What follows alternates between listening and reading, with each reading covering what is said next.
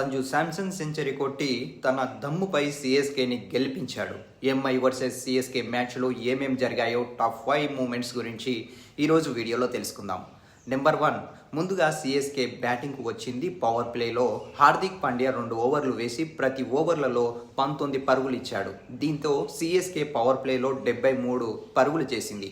ఈ సమయంలోనే రుతురాజ్ గైక్వాడ్ 22 పరుగుల వద్ద అవుట్ అయిపోయిండు. నెంబర్ 2, సర్ఫరాజ్ ఖాన్ 14 రన్లు చేశాడు. డేవిడ్ బ్రేవిస్ 21 రన్లు కొట్టాడు. దాని తర్వాత కార్తిక్ శర్మ మాత్రం టెస్ట్ ఇన్నింగ్స్ ఆడి 19 బాళ్లలో కేవలం 18 పరుగులు మాత్రమే చేశాడు.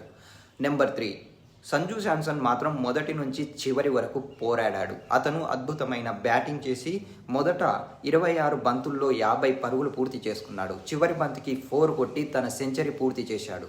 మొత్తం ఈ మ్యాచ్లో 101 రన్స్ చేసి స్కోర్ను 207కి తీసుకెళ్లాడు.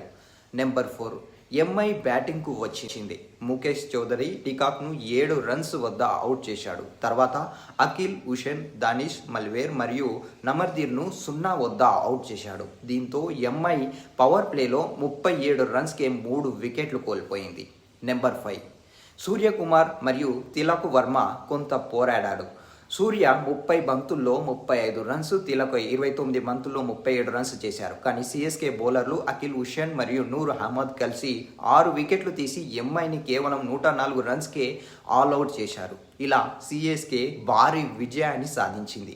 దీని గురించి మీరేమనుకుంటున్నారు కింద కామెంట్ చేయండి.